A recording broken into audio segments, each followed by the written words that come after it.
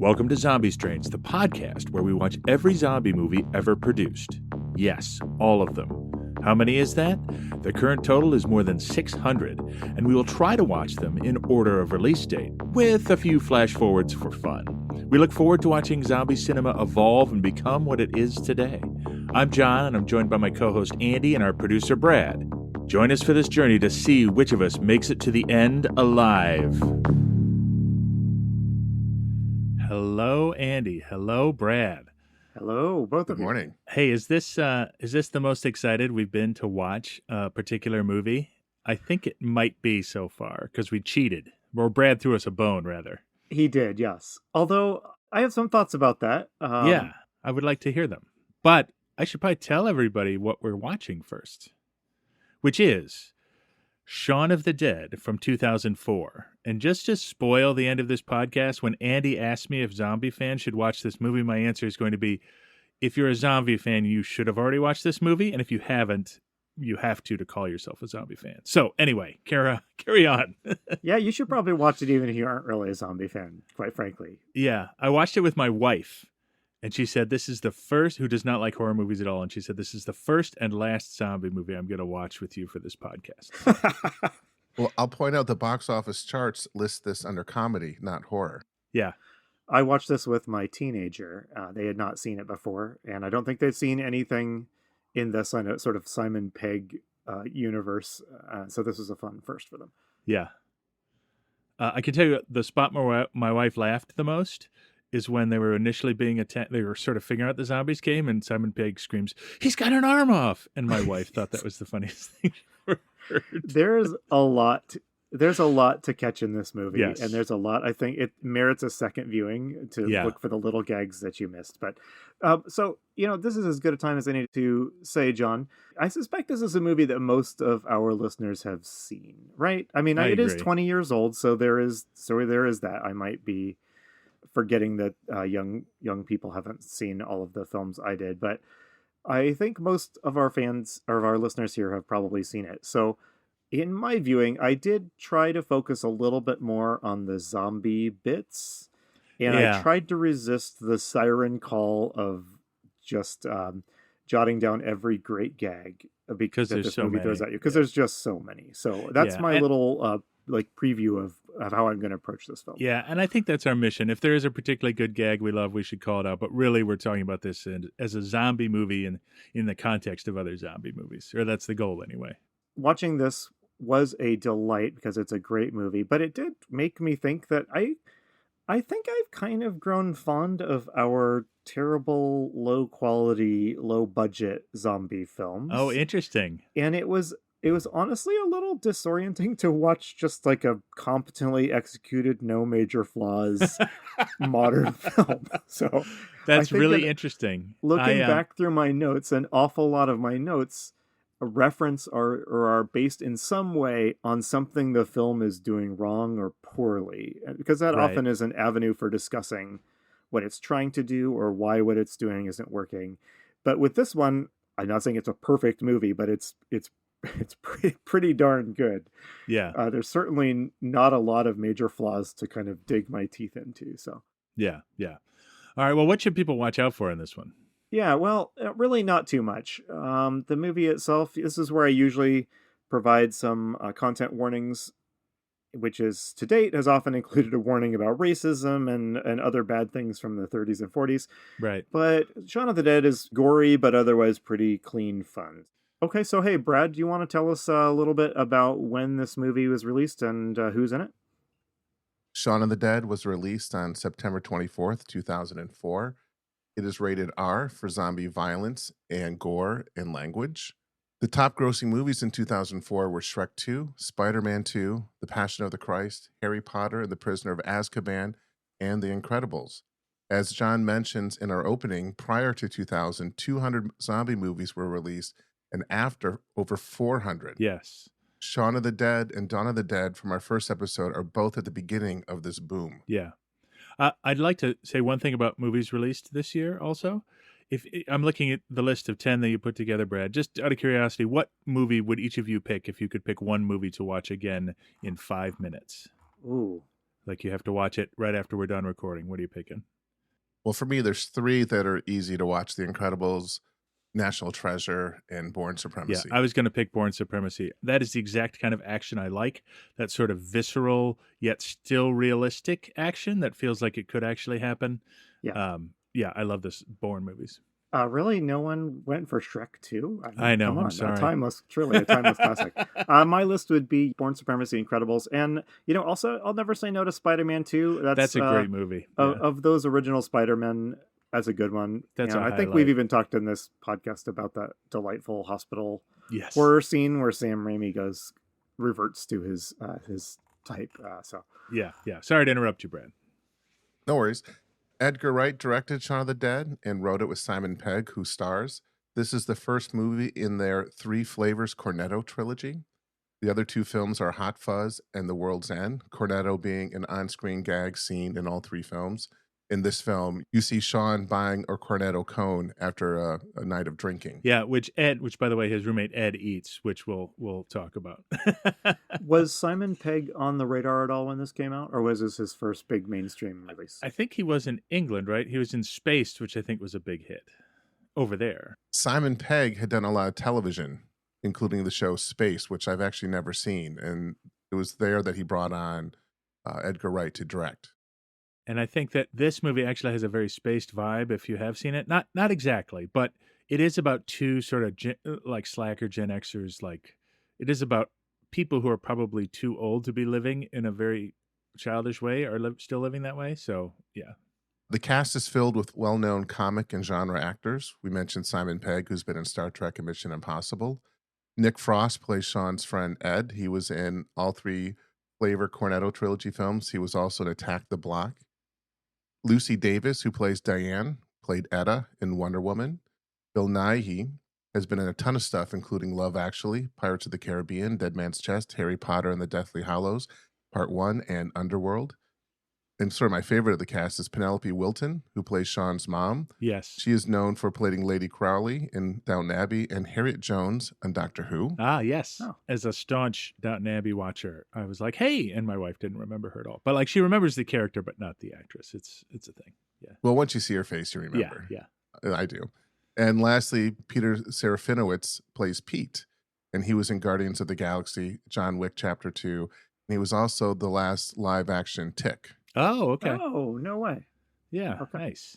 So it's a great cast. The movie received positive reviews, and it only made 13.5 in the U.S. box office, but worldwide it made $30 million, which is 6 times its production budget. That's always good. And I'm curious about, like, before streaming took over completely, I would be curious about Shaun of the Dead DVD sales from, like, 2006 to 2014 or whatever. It does feel like a word-of-mouth sort of movie, Yeah. So let me tell you where we are in the world and what's happening. So we're going to talk about this a lot for all the movies made 2002 and later. But the big thing, and I'll include some minor things, is this is definitely a post 9/11 movie. I think, though this movie is English, first of all, and a comedy, I think there's something about zombie movies. I think it's not all 9/11, and I have some thoughts on that will go as we go through the movie. But yeah. I think that's a big thing. Now, other cultural context, people have cell phones, but there are no smartphones yet, right? Other little things. This year is the year Oprah gives away 300 cars during her show, which I love. And this is when Facebook launches. So we've had some things like MySpace, but social media has not entered the general consciousness yet either, right? There's nobody in this movie looking at their phone or checking Facebook posts or anything like that. They still have to get their news from the TV, and that's just sort of how it works. So I'll say one other thing I'll add to your trigger warning. This is a trigger warning for millennials specifically, but this film is made by Gen Xers and it's about Gen Xers and contains the dangerous thought that at some point in your life, you have to stop playing video games and grow up. So I don't want to traumatize anybody when we thematically discuss that, but I was offended by that personally, and I assume most of our... I was playing a video game until about 2 minutes before we all met up for this recording, so... Yes. So I think the fact that it's made by Gen Xers is a thing. And I think, so we'll talk about that more as we go. Maybe a good place to start would be to take a quick look at the movie poster, John. Do you have that in front of you? I do. So, John, will you describe the poster, and then maybe what is your quick impression of it? What does it make you think you're going to get when you start watching this? It's pretty clearly a zombie movie. Somebody had the clever idea of they took a movie poster which features our heroes, Nick Frost, Simon Pegg, and Kate Ashfield, Ed, Shaun, and Liz, but they are on a movie poster which is being held by a bunch of zombies. And in fact, the one of the zombies is holding up a little card underneath the poster that has a quote on it that says, "An absolute blast." So you're getting into a zombie movie, but what I think that tells me is you're getting into a comic critique of zombie movies. Yeah, on the one I'm looking at, it even says a romantic comedy with zombies, which is a pretty good explanation of the film. There is a way of posing for a zombie movie that I think suggests if it's going to be more funny and over the top or terrifying and grisly. And this has them all, the three main characters, standing boldly facing the camera. It definitely does not look like it's going to be a serious Into the Heart of Darkness type of film. Right. And unless you are, for those of you not into cricket, Simon Pegg is holding a cricket bat. So for people who are wondering what that long flat bat is that Simon Pegg carries around, it's for the game of cricket. I had a brain hiccup while watching this, and I was trying to remember what sport that bat was for when it appears in the film. But we can get to that, I suppose. And they might not even call it a bat; they might call it a mallet. But we'll let our English if listeners that is called a know. mallet, then that can't be a mallet. That can't be. It's got to be a cricket bat. Okay. All right. So, John, would you say it's time to jump into the film? Let's do it. Where do we start? Well, we open with date night at the local tavern with Simon Pegg's character, Shaun, and his girlfriend, Liz. And this scene sets up kind of the stakes and the trajectory that the movie is going to take as Shaun and Liz are having a heart-to-heart conversation, or at least something like that, about Liz's disappointment with where their relationship is. She needs Shaun to step up and be a little less passive and spend more time with her and just generally make some sort of plan or develop some sort of ambition for his life. They're at the place they always go, which is one of the primary complaints. They're at the Winchester, which is the pub they always go to. And one of my favorite bits, like I said, we can't talk about every joke, but it starts with Liz and Shaun talking about all their friends. And then as they mention the friends, they cut to those friends who turn out to be sitting next to them. So like Liz is the couple that she's friends with. And then they start talking about what a problem Shaun's friend Ed is. And then you cut over and there's Ed standing right there. So in great English fashion, you're like drawn into what has suddenly become an awkward conversation. Yeah, agreed that we won't go into every gag, but the timing of the camera reveal that the friends are sitting right there next to him is just so good. And they do a version of this gag a couple times later in the movie too, and it makes me laugh every time. So it does. It's maybe worth talking about the other major character here is his friend Ed. And how would you describe Ed, John? So the older I get, the more irritating I find Ed. Ed is never serious. He's always sort of looking for trouble in a very sort of immature kind of way, right? Somebody will say, "Hey, stop doing that." And he'll say, "Course." And then he'll mutter under his breath, but not really quietly, like, "Stupid idiot." Like, he's always trying to sort of antagonize people. However, Shaun finds him very funny, but almost nobody else does. Yeah. You know? I don't know if you've had this experience, John, but I think most of us can probably relate to that kind of time in your life when the things you and your buddies find incredibly hilarious. Yeah.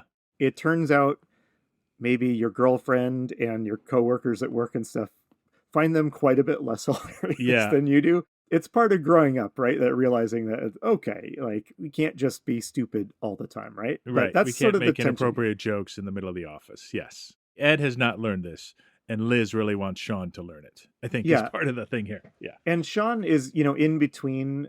I think Shaun is grown up enough to realize that Ed is pretty annoying, and Ed isn't doing him any favors, I guess, as far as life and career go. Right.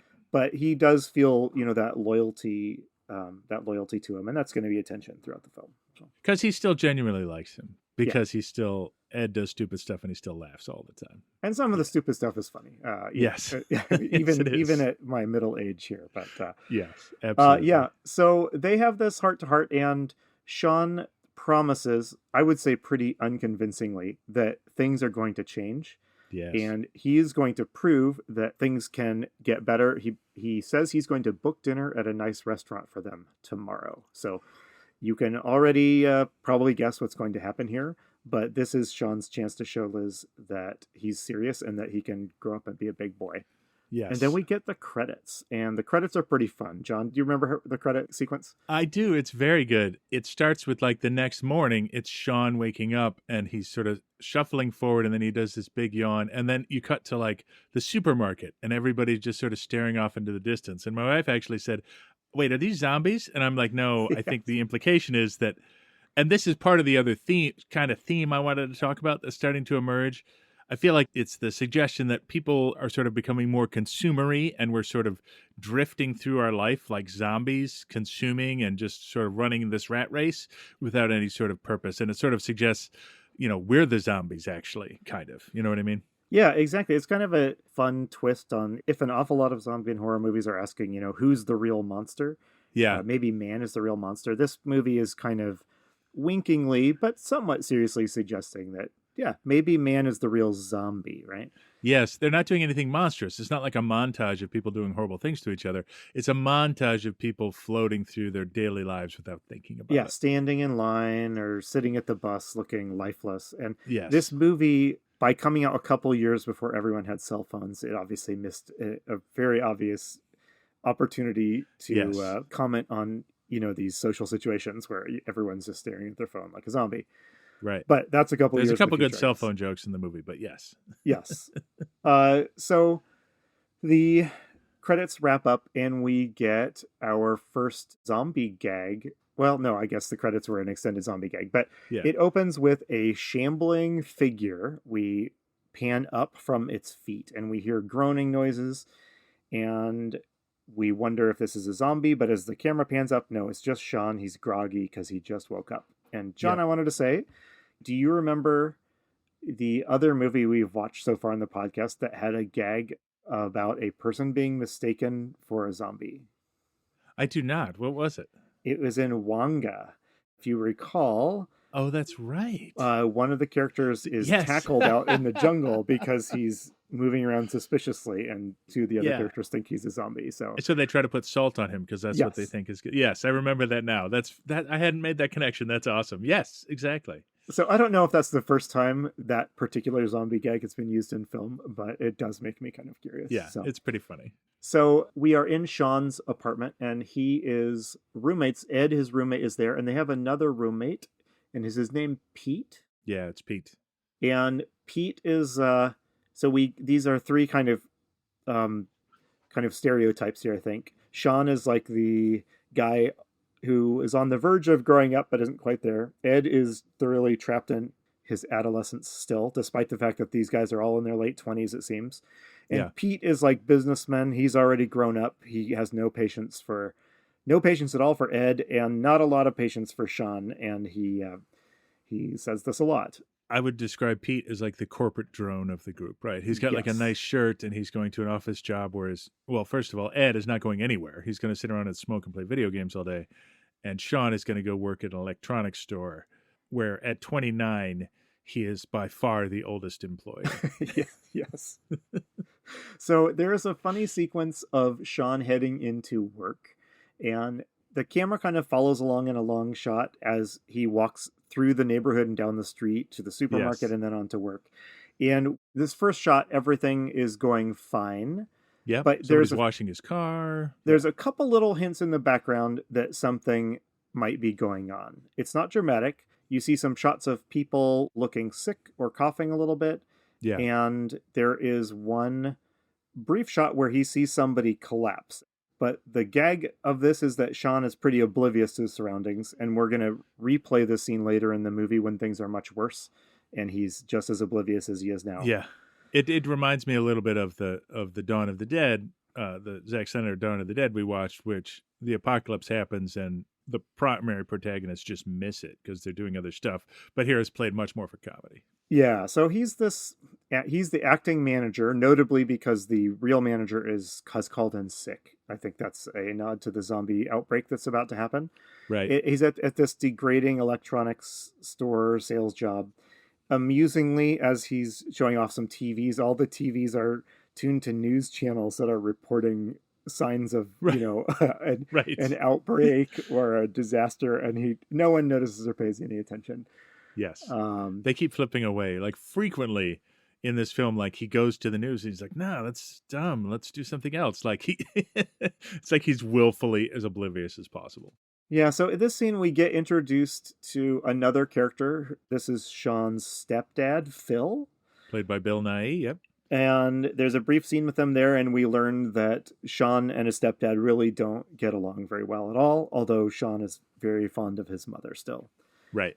But there's some funny stuff here where they kind of poke at Shaun's age compared to the other employees at the store. Yes, and Phil tells him he had better bring flowers when he comes to see his mother, because the flowers become, throughout most of the movie, a gag, but also actually sort of have some emotional resonance right at the end. Yeah, and in this kind of movie, anytime someone is told that it's really important that they do something like schedule the dinner for date night or bring flowers to the mom, you know what's going to happen, right? Yeah. So unless you wanted to say anything else about the scene, John, I'll just wrap it up by saying the big thing here is we learn that Shaun has screwed up and has not made the reservation for date night. Correct. Yeah, and we know that while he's at work, Liz calls him and says, "Oh, instead of 7, can we do 8?" And they had sort of set up earlier that Ed never writes down anybody else's messages. He just clears the machine. So we know where this is going. This is going to be a disaster for Shaun. So on the way back home, we see more signs of the pending apocalypse. We see some people in the background that look to be pretty zombie-esque, I would say. And there's some sick people on the bus. He's riding home, and there's like a woman who's clearly like turning into a zombie, but isn't yet, and it's like falling asleep on his shoulder, and he's like, ew. But he totally misses that she's turning into a zombie. So when they get home, they have a confrontation with Pete, the stuffy roommate.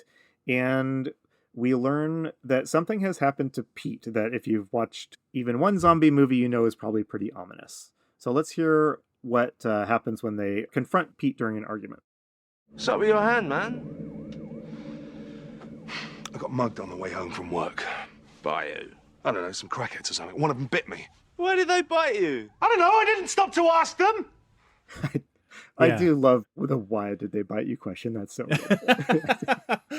Yes, that sort of showcases Ed like having no clue what's going on. Like, well, in that implication, I think Ed is saying, did you do something that made them bite you? And yeah, exactly. I think he's just trying to needle Pete. You know what I mean? Like at every opportunity. So what this has done is it's established in the back of your head, you know that Pete has been bitten. So as things get worse, you know that that's going to come back to haunt them. Yeah. And actually, can I contrast this with Dawn of the Dead for a second? Because the movies came out in the same year. This is the Zack Snyder remake. That movie goes to great lengths to sort of spell out how zombie infections happen, and it spells it out for you if you've never seen a zombie movie before. And Shaun of the Dead is clearly saying, we assume you've seen a bunch of zombie movies, so all these little things we drop you're going to pick up on, and and that creates the tension. They haven't figured out anything about zombies yet, but you as the listener or you as the audience knows Pete's been bitten, so there's tension now where I have to worry about when Pete turns. Yeah, exactly. There is a funny line where Ed says at the end of that argument with Pete, in which he reveals he's gotten bitten, the last line of the argument, Ed says, "Next time I see him, he's dead." Right. So the next morning, Shaun is very groggy, and he does that walk back to work again, and we follow him through the city streets. But this time, it's total dystopian apocalypse. Yeah, the car that was being smashed the car that was being washed now has a hole in the windshield. It's the same scene, but clearly there's bad stuff happening. There's wreckage and debris all around. There's zombies shambling in the background. When he gets to the convenience store, there's blood splashed, all over the place. Which he slips in, but doesn't look down to see what he's. Yeah, so the continuing gag that he's just utterly oblivious. Yes, and he heads back home. I guess he wasn't heading into work. I guess he was just heading in. He's just getting a soda from the grocery store. And when he gets back home, Ed is there, and they're flipping through channels. And let's hear what is playing on British TV as they flip through the channels. And I should tell you, if it's not clear from the audio here, the gag here is that every time something important is about to be said, Shaun flips the channel to something else. Correct. So let's hear it. Although Although no one official is prepared to comment, religious groups are calling it Judgment Day. There's panic on the streets of London. As an increasing number of reports of Serious attacks on people who are literally being eaten alive. A witness reports are sketchy. One unifying detail seems to be that the attackers in many instances appear to be dead excited to have with us here a sensational chart-topping or ideological connection between those committing the atrocities, and perhaps more alarmingly.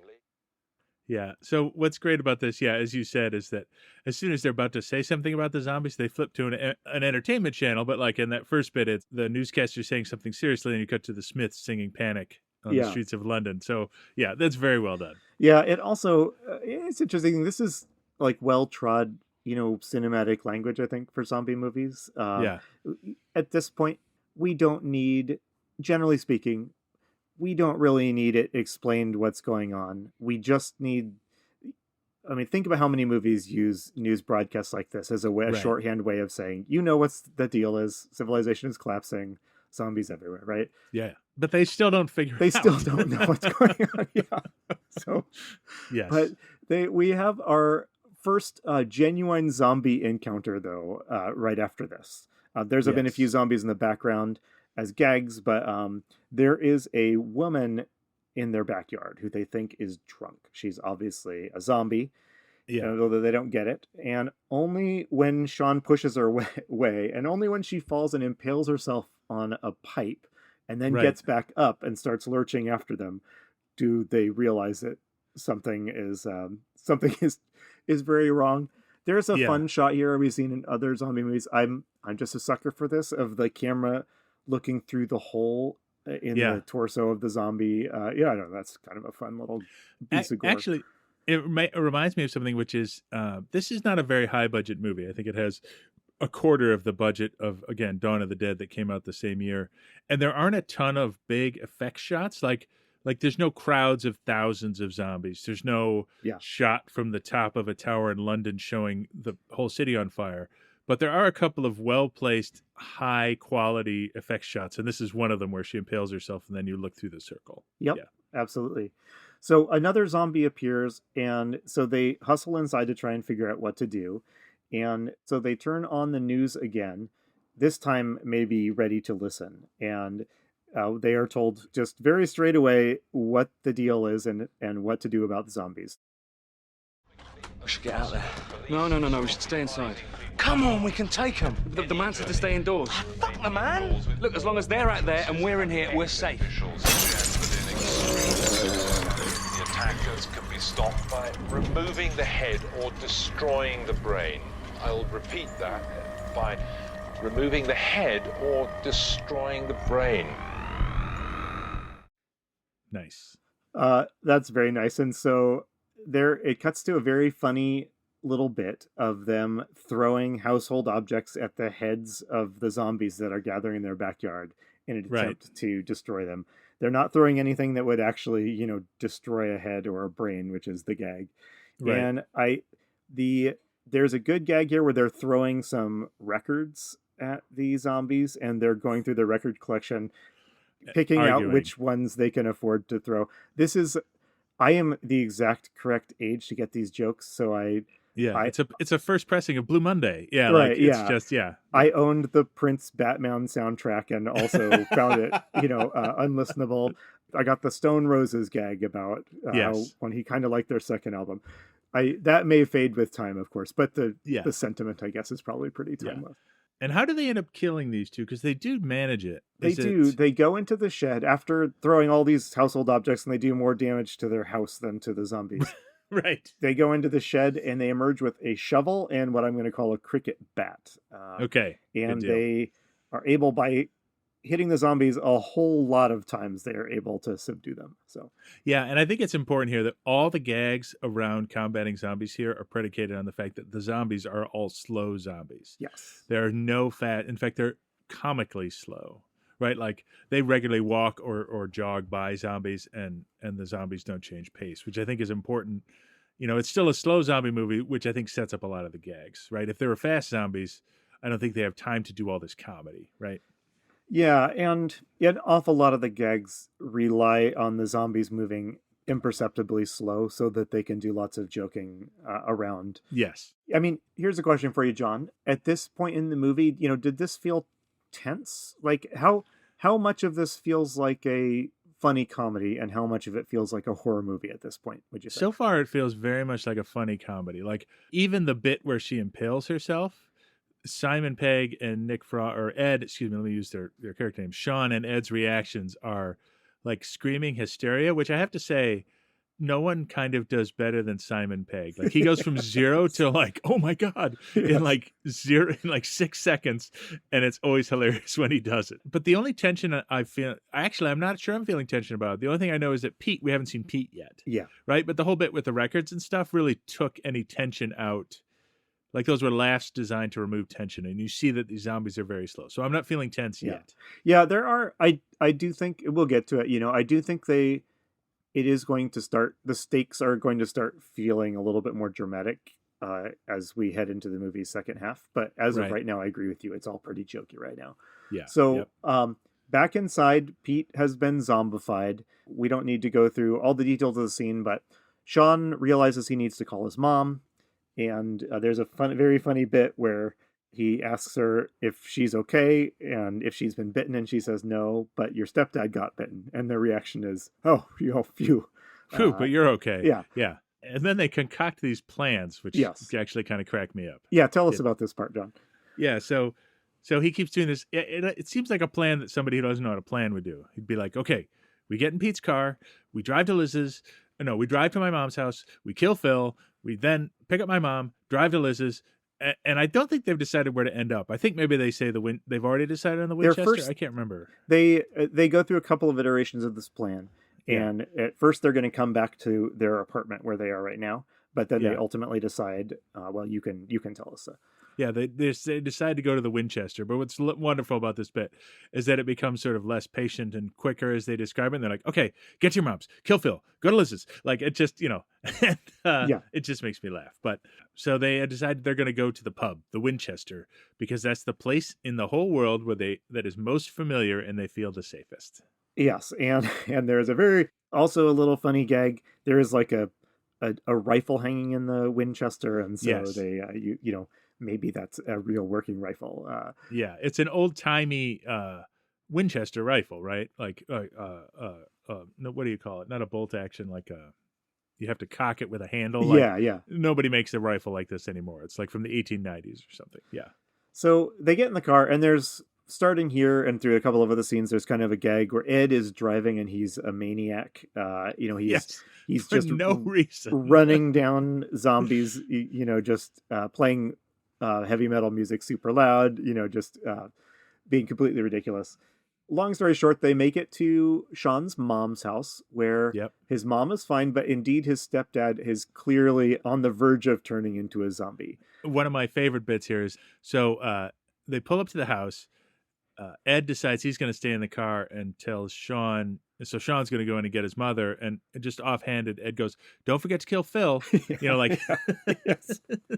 There is a nice kind of serious emotional conversation between Shaun and his mom here. Yes. Shaun has never really made peace with his stepdad's presence in his life, and his mom, wishes Shaun would get over it. Again, that sort of goes back to the Gen Xer thing. Like, yes, this is definitely a Gen X theme. Divorce and stepdads and stuff. Feels like we could be back in E.T. or something. You know what I mean? Like, totally, yes. Yeah. So there is a scene that it leads you to think it's going to be that kind of classic zombie movie scene where you have to put down a loved one because they've been bitten, as Shaun is sort of working up the courage to kill Phil, but then he doesn't do it. And there's the scene ends with a kind of comical thing where Phil, the stepdad, is saying, if you were a man, you'd step up and do what needs to be done. Yes. And then it immediately cuts to all of them heading out towards the car, including Phil, because at this point in the movie, Shaun is not enough of a man to do what needs to be done. So Correct. Even though Phil has been bitten and is going to turn into a zombie any minute, they bring him along with them in the crowded car. And we should note that they take the Jaguar because Ed decides to smash the car they are driving, which is not his either. That's Pete's car. They decide to smash it so that they have no excuse but to take the Jaguar because Ed really wants to drive it. Like, that's how they end up in the Jaguar. So, yes. So they pack into this car. They head over to Liz's. They played a lot of heavy metal music. A lot of heavy metal music. And there's a lot of zombies gathering around Liz's apartment building. So Shaun climbs up. We saw him do this earlier in the movie. He climbs up the trellis or whatever on the side and comes into their apartment through a window. And inside is Liz, and then Diane, and what's his name? And David. Her friends are Dave's a lot of the time, but it's David. Friends or roommates. John, you want to talk real quick about Diane and David? Well, it's clear that they don't like Shaun. It's also clear that David kind of has a crush on Liz, who is not his girlfriend. And they're sort of indecisive, and they think going to the Winchester is a dumb plan. Yes. Right? And while this is going on, Shaun and Liz are arguing about, romance stuff too, like about their relationship. Because at this point, Liz has dumped Shaun after he failed to secure the dinner and do everything. Yeah. You know what I mean? And this is a scene, I think this is the scene where we see the first glimmer of Shaun growing up, of taking that step, taking responsibility for himself. And let's hear him as he presents his plan to Liz. Listen, I tried calling, I really did, but I couldn't get through. I had to come up with the plan. Oh, you had a plan? Look, I don't care what the telly says, all right? We have to get out of here. If we don't, they'll come up here and they'll tear us to pieces. And that is really going to exacerbate things for all of us. Shaun. Look, Liz, this is not about you and me, all right? This is about survival. We need to be somewhere more secure, somewhere on the ground, somewhere we can stay alive. So even though Liz is clearly not entirely convinced, this is Shaun for the first time evolving towards becoming that sort of leader that you see in all zombie movies, where one person steps up and is sort of the leader of the band of survivors, right? And I love that the exacerbate line is a joke from the very beginning of the movie, where Liz uses the word and he's like, I don't know. And he's like, no, I mean, I don't know what exacerbate means. So, Yes. It's like, that's a sort of signaling that he's matured because now he knows what the word means, right? Yes. But it's very funny. So they all do decide to go along with Shaun. And so just as a recap, their goal is to go from here and to go to the Winchester, where they're just going to hole up until this all blows over, right? Like, what could be better? You're going to have a pint. Right, wait exactly. until it's all over. So they all pile into the car, and there's now, well, how many people do we have in our band of survivors here, We John? have 7 people now, right? Okay. And wait, hold on. It's Simon Pegg. Sorry. Ed. Yeah, it's 7. Okay. And one of them is Phil, who is really turning into a zombie. So there's a little brief touching moment between Shaun and Phil. And just so you can picture this, they are jammed into this car and with a person who's turning into a zombie. Just to go meta for a second, I can't imagine that they were able to do this without cracking up constantly, because they're literally like 3 inches from each other's face. Phil is starting to look like a zombie, and he's giving Shaun this very moving speech about how he always loved him and he's sorry he felt he had to be hard on him. And Shaun is like sobbing, and then like, it's amazing. I actually like this scene. It's total It chaos. is both funny and moving. And Ed is alternately playing, heavy metal music really loud on the radio.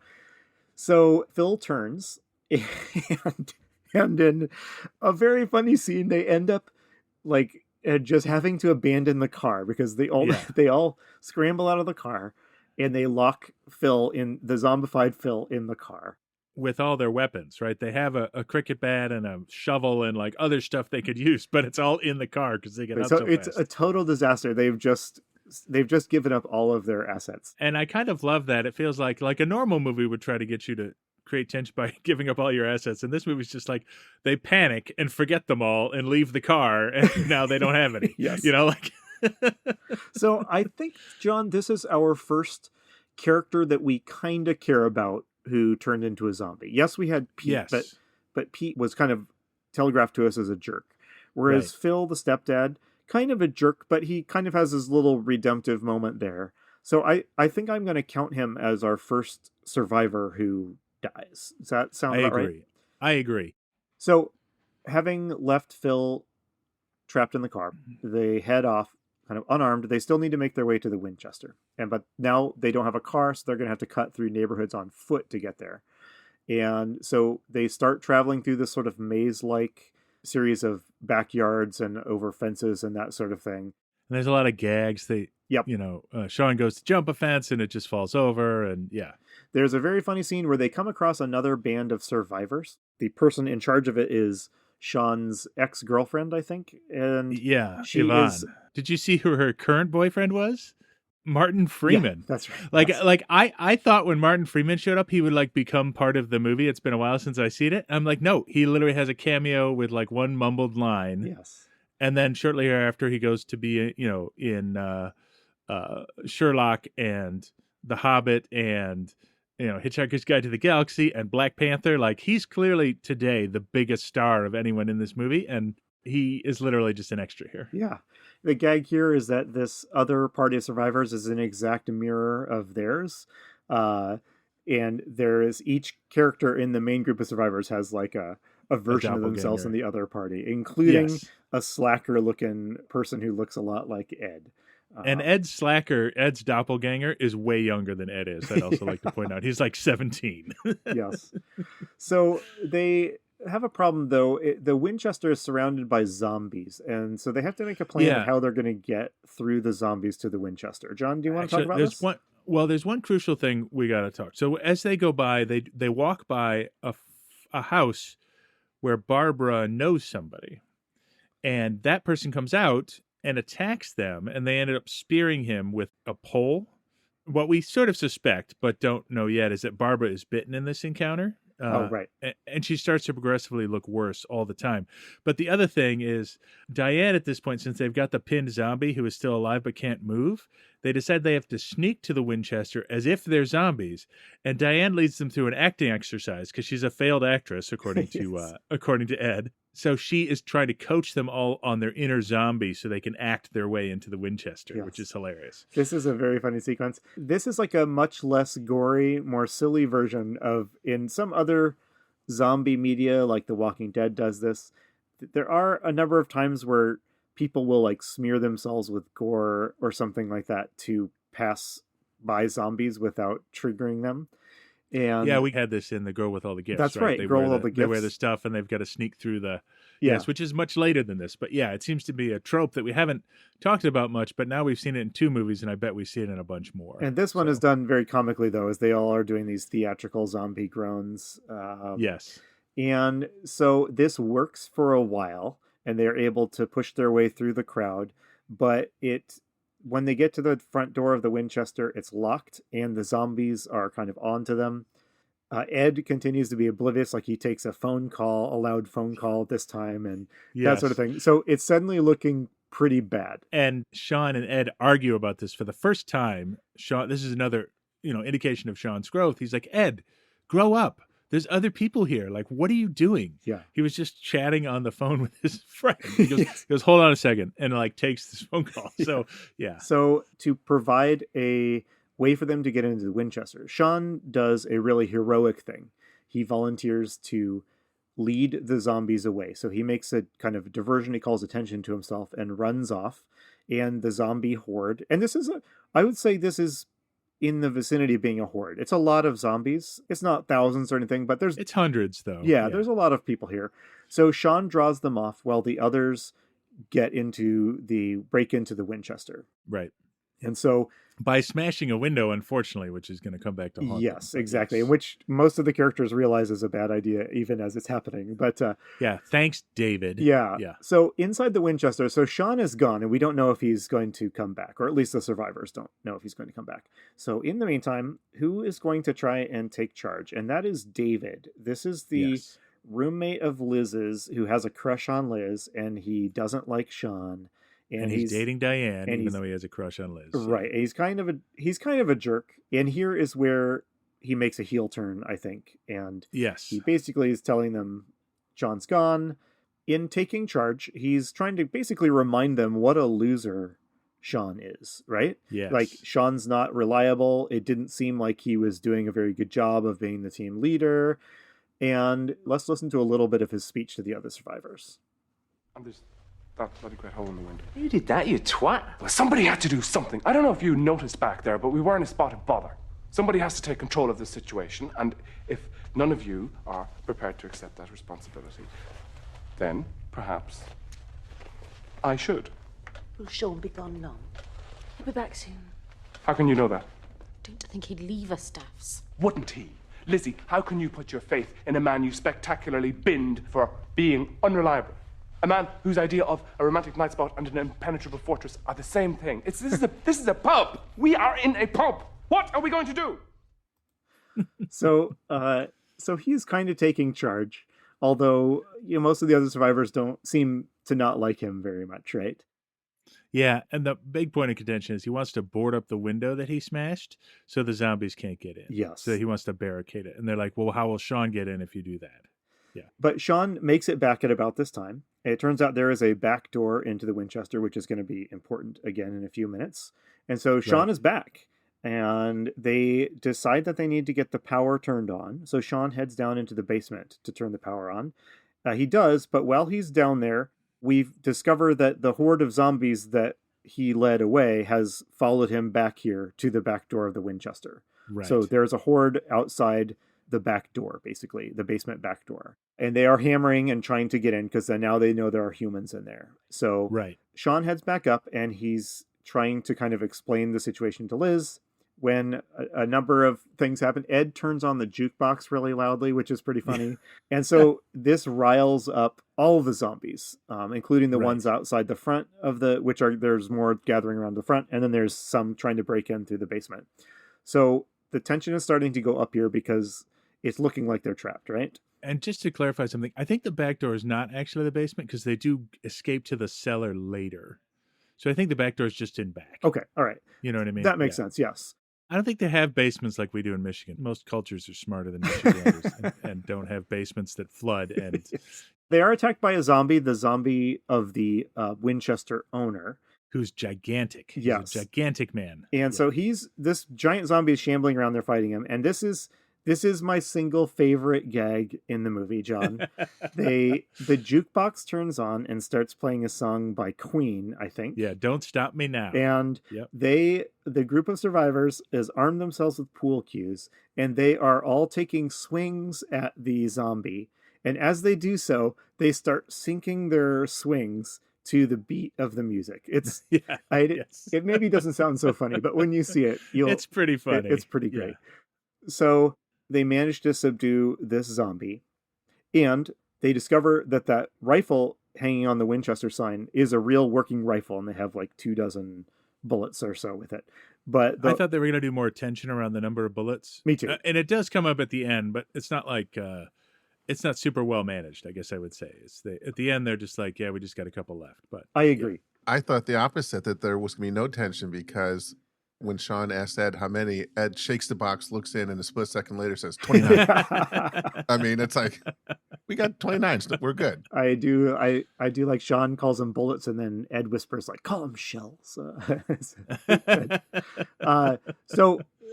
the zombies outside are like really riled up, and they are starting to press in. This is, I think, the moment where Shaun really steps up. They're starting to panic, and Shaun takes charge with a great rallying speech. So let's hear his speech. As Bertrand Russell once said, the only thing that will redeem mankind is cooperation. I think we can all appreciate the relevance of that now. Was that on the back of a beer mat? Yeah, it was Guinness Extra Cold. I won't say anything. Thanks. Was that on a... Yeah, we don't call them beer mats in this country, so for our American listeners, it's a coaster that have a little saying on it. So yeah, I think that's kind of great. So Shaun is armed with the rifle. Unfortunately, though, we have the movie's, I think, most seriously dramatic moment here. Yeah, it gets dark very quickly. So a couple of things happen here. One is Shaun starts shooting at the zombies with the rifle, and he is not a crack shot. He misses all the time. Like, I think he only takes out one or two in this entire sequence, but they essentially sort of back off after a little bit. But additionally, this is where it gets really serious.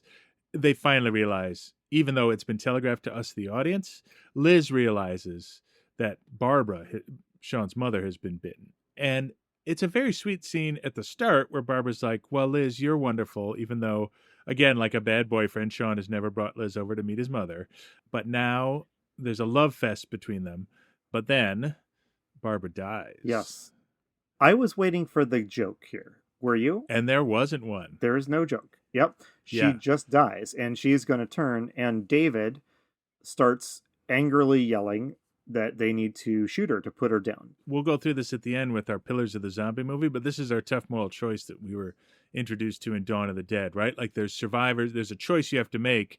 And I think you said it super well, and I'm going to ask you to say it frequently, like how much of your humanity are you willing to give up to survive, you know? Yeah.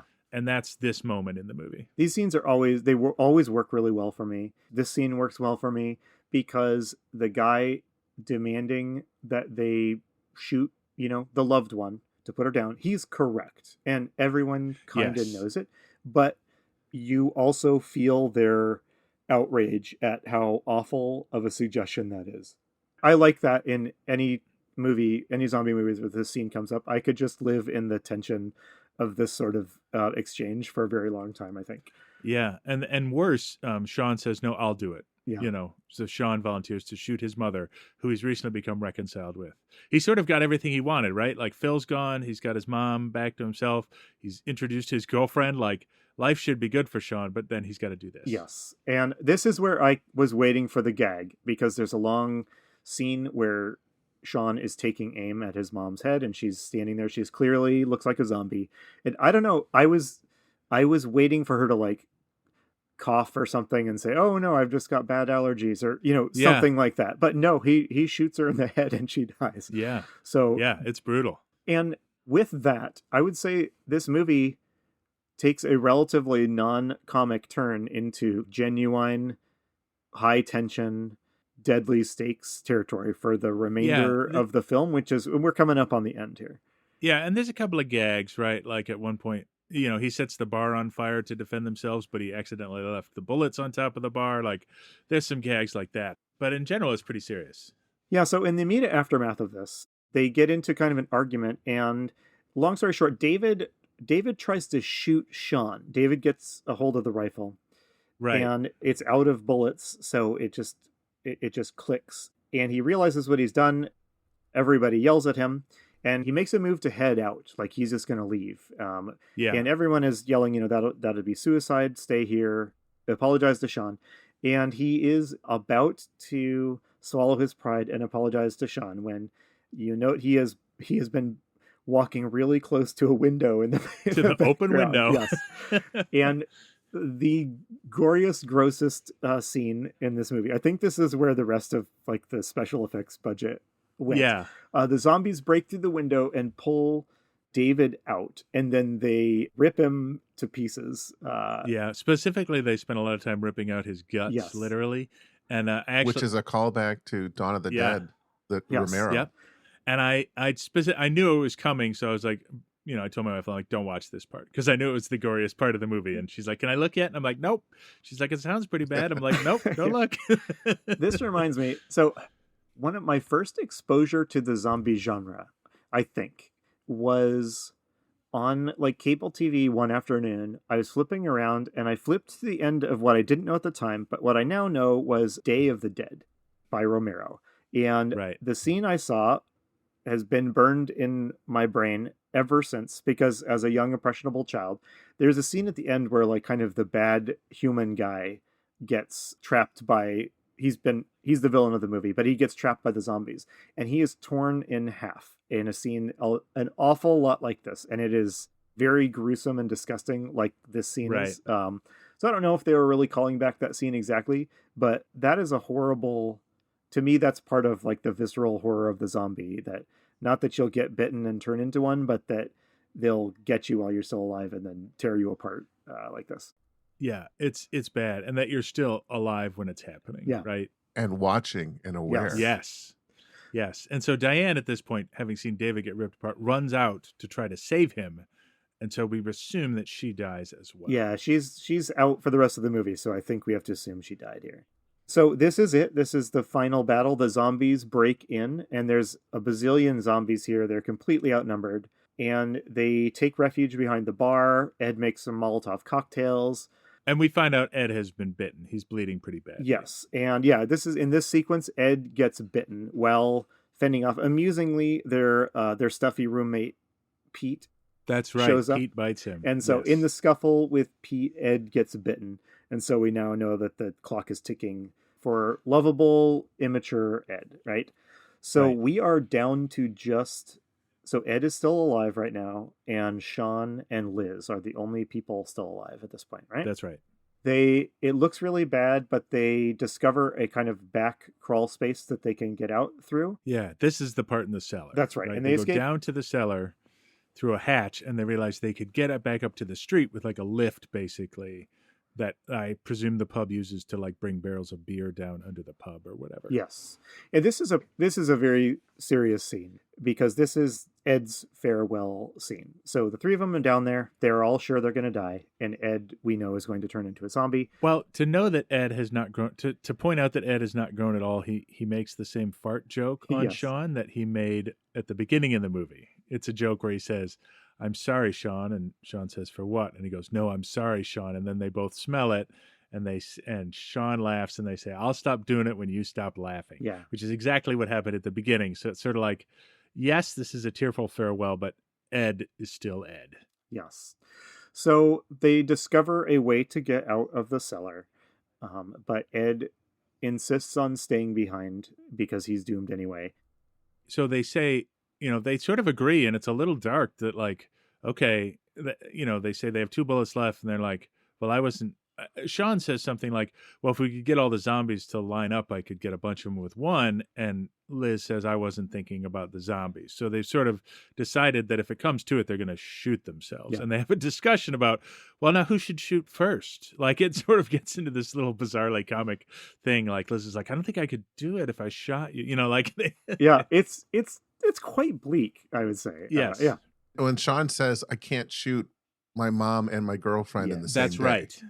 That's right. And that's how they sort of, this is the romantic comedy coming back in, like, oh, am I your girlfriend? I guess I am. Oh, right, right. And they sort of they get back together at this point, right?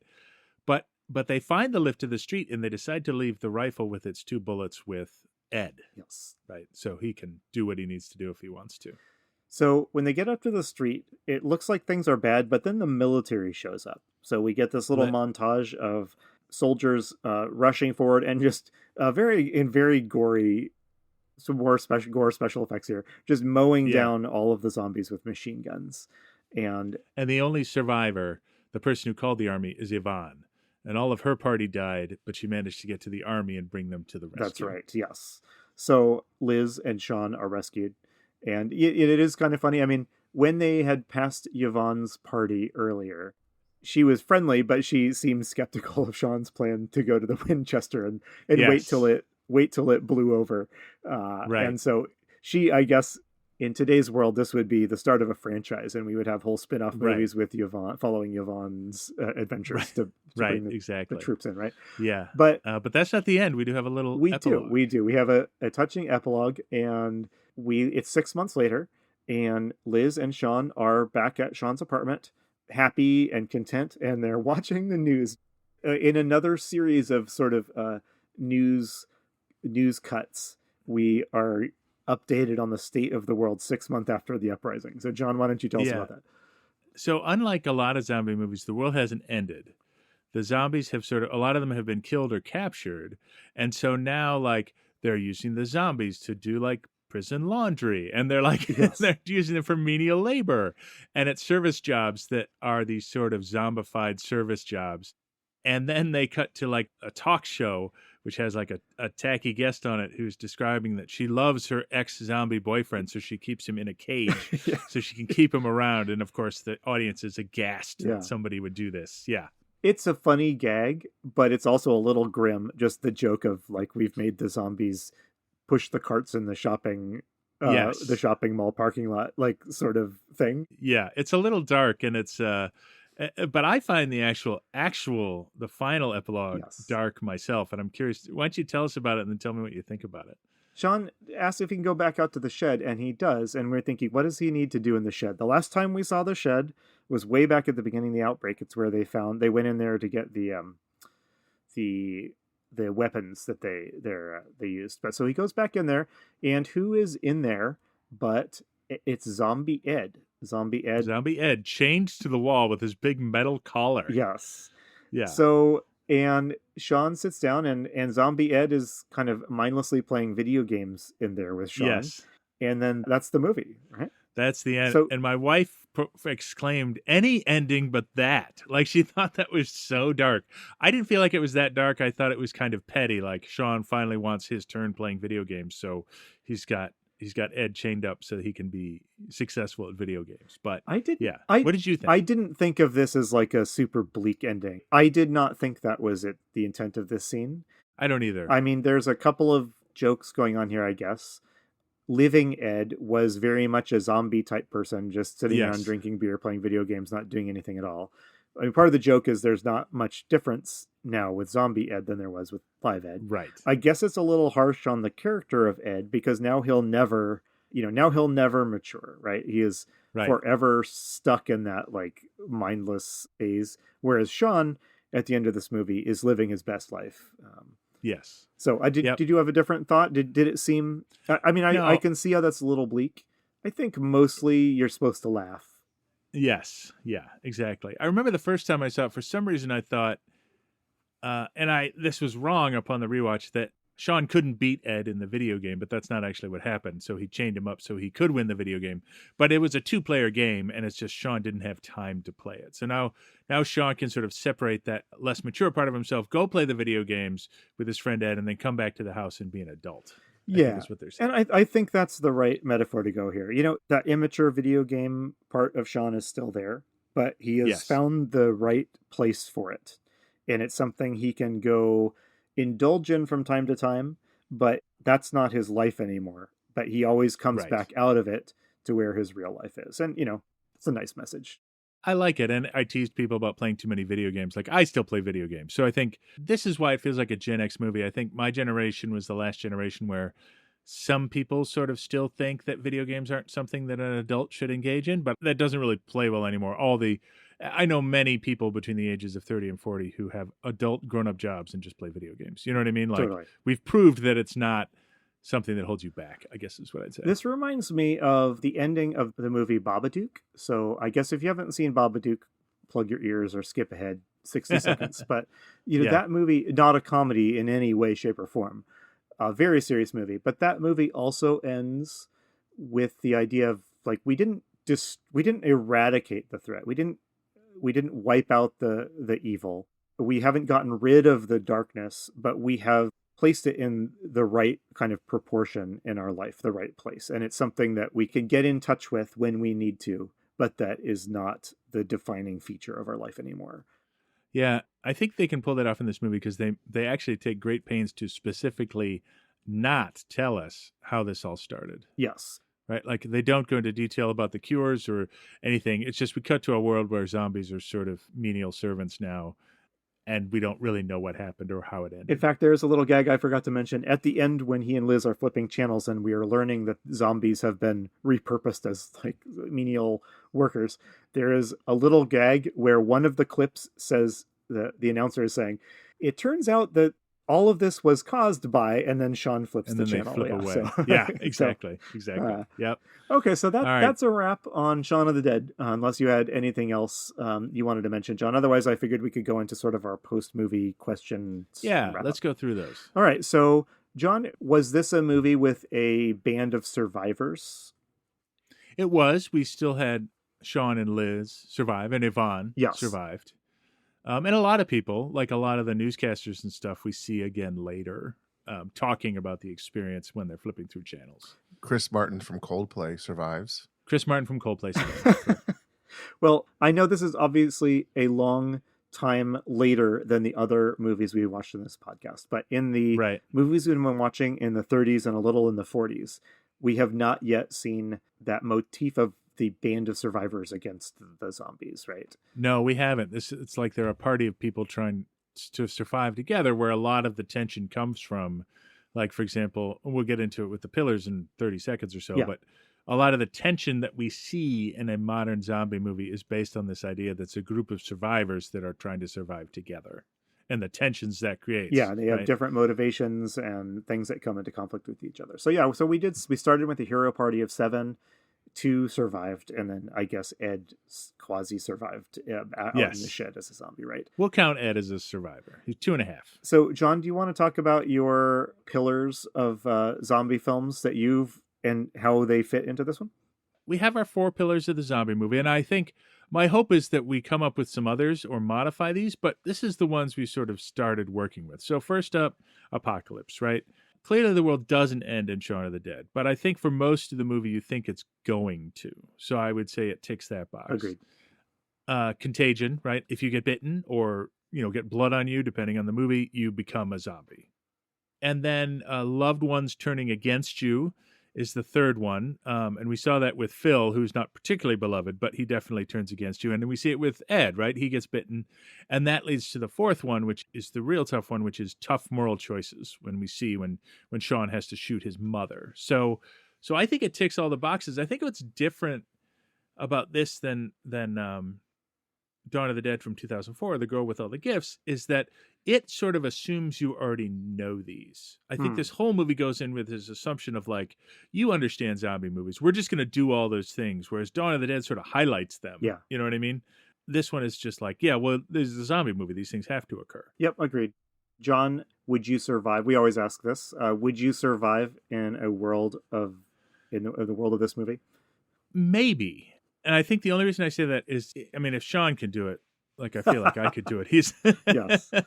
I guess the question, John, is what pub would you go to survive? Oh, that's a good question. You know what? I would go down the street to Fraser's because it doesn't have a lot of big windows and it has like a double door, like airlock system. So I feel like I could lock those and defend the windows pretty easily. So I'd go to my local pub that's just a half mile down the street from my house. Where would you go, Andy? Do you have a plot? Where would you, if it were a pub, where would you go? Oh, I don't know. My go-to place is like a supermarket. Like if you could, that's where my mind would if go. If you can secure it. Yeah, if you could secure it enough to get to a supermarket, then you are set for a long time.